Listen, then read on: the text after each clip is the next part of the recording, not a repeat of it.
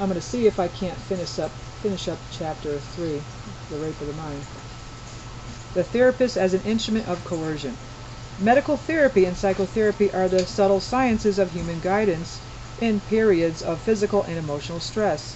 Just as training requires the alert, well-planned participation of both student and teacher, so successful psychotherapy requires the alert, well-planned participation of both patient and doctor. And just as educational training under special conditions can be degenerate into coercive taming, so therapy can degenerate into the imposition of the doctor's will on his patient. The doctor himself need not even be conscious that this is happening. The misuse of therapy may show itself in the patient's submission to the doctor's point of view, or in the patient's development of excessive dependency on his therapist. Such a dependency, and even increased dependency, may extend not only far beyond the usual limits, but may continue even after the therapy has run its course. I have seen quacks whose only knowledge was where to buy their couches. By calling themselves psychoanalysts, they were able to gratify their own need to live other people's lives. Eventually the law will have to establish standards which can keep these dangerous intruders from psychotherapeutic practice. But even the honest, conscientious therapist has a serious moral problem to face. His profession itself continually encourages him, indeed obliges him, to make his patients temporarily dependent on him, and this may appeal to his own need for a sense of importance and power. He must be continually aware of the impact his statements and deductions have on his patients, who often listen in awe to the doctor who is for them the omniscient magician. The therapist must not encourage this submissive attitude in his patients, though in some phases of the treatment it will help the therapy. For good psychotherapy aims toward educating man for freedom and maturity, not for conforming submission. The practitioners of psychology and psychiatry are now much more aware of the responsibility their profession imposes on them than they have ever been heretofore. The tools of psychology are dangerous in the hands of the wrong men. Modern educational methods can be applied in therapy to streamline man's brain and change his opinions so that his thinking conforms with certain ideological systems. Medicine and psychiatry may become more and more involved in political strategy, as we have seen in the strategy of brainwashing, and for this reason psychologists and psychiatrists must become more aware of the nature of the scientific tools they use.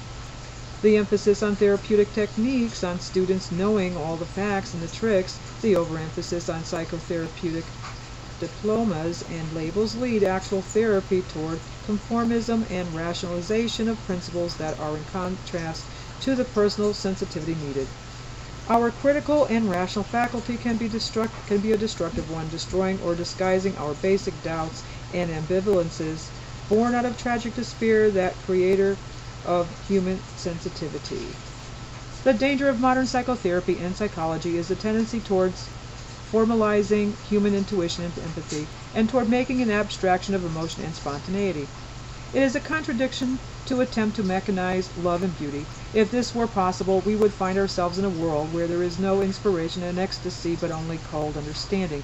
Every human relationship can be used for the wrong or right aims, and this is especially true of the relationship of subtle unconscious ties, which exists between psychotherapist and patient. This statement is equally true for medicine in general. The surgeon, too, thrives on strong ties with his patients and their willing submission to his surgical techniques. Freud gave us the first clear explanation of what happens in the mind during prolonged mental contact with a human being. He showed that in every intensive human relationship, each participant reacts, at least partially, in terms of the expectations and illusions he developed in his own childhood. As a result, prolonged therapy based on the principle of utter freedom of expression provides as much opportunity for transference of private feelings for the doctor as for the patient. If the doctor is not careful, or if he does not understand this mutual transfer of hidden emotions, or if, in his compulsive zest to explain everything, he is too coercive, he may force the patient into acceptance of his point of view, instead of helping the patient arrive at his own. This can become mental intrusion of a dangerous kind. Experiences in therapy have taught us that faulty technique can give the patient feelings of being bogged down. Sometimes patients feel as if they have to remain living in servile submission to the doctor. I have seen whole families and sects swear by such modern witch doctors. No wonder that sound psychoanalytics instruction requires the therapist to submit himself for years to the technique he's about to apply to others, so that, armed with knowledge of his own unsound unconscious needs, he will not try to use his profession to mastermind other people's lives. Various psychological agencies with their different psychological concepts and techniques, such as family counseling, religious guidance, management counseling, and so forth, can easily be misused as tools of power.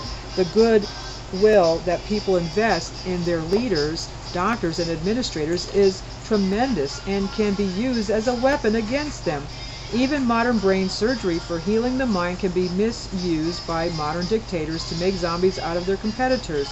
Psychology itself may tend to standardize the mind, and the tendency among different schools of psychology to emphasize orthodoxy increases unwittingly the chance for mental coercion.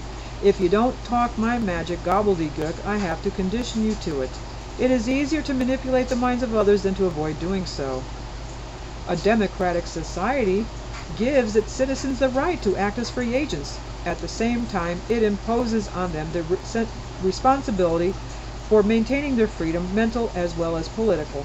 If, through the use of modern medical, chemical, and mechanical techniques of mental intrusion, we reduce man's capacity to act on his own initiative, we subvert our own beliefs and weaken our democratic system. Just as there is a deliberate political brainwashing, so can there be a suggestive intrusion masquerading under the name of justice or therapy. This may be less obtrusive than the deliberate totalitarian attack, but it is no less dangerous. Medication into submission is an existing fact. Man can use his knowledge of the mind of a fellow being not to help him, but to hurt him and bog him down. The magician can increase his power by increasing the anxieties and fears of his victim, by exploiting his dependency needs, and by provoking his feelings of guilt and inferiority. Drugs and medical techniques can be used to make man a submissive and conforming being. This we have to keep in mind in order to be able to make him really healthy and free. And that ends Chapter 3 of The Rape of the Mind by Juiced A.M. Merleau, M.D.